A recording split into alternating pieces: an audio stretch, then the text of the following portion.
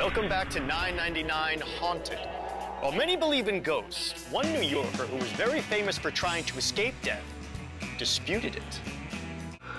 I'm here at Machpelah Cemetery in Queens, where the famous Harry Houdini was laid to rest.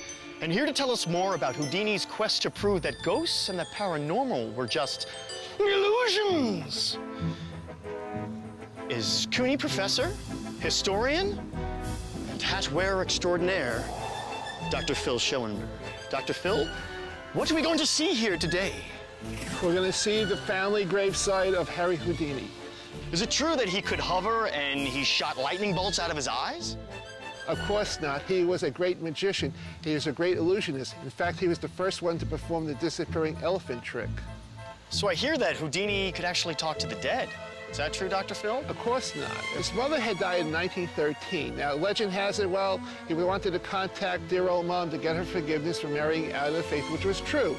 But guess what? The last 20 years of her life, she lived with him and his dear wife. They were very happy together. 6 years after she died, he started doing his exposing of seances. And he was motivated by two things. It was great publicity to expose these hoaxes. He was a student of magic lore, and he didn't want people to be taken advantage of. Could Houdini fly? Yes, he could. He was actually a pilot, and he was the first person to do a major airplane flight in Australia.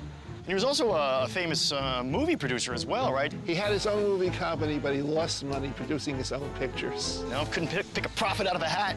No. Dr. Phil, what's that symbol up there on the stone? Well, Harry Houdini was the president of the Society of American Magicians. Houdini died on Halloween? Yes. It was the habit of the magicians. They would break the wand in hopes that he might come back from the dead. But the ceremony hasn't been performed for the last 10 years or so. And as far as I know, he has not come back from the dead here. Not yet, anyway. Right. If you're interested in learning more about New York City history or Dr. Phil's tours, write this down.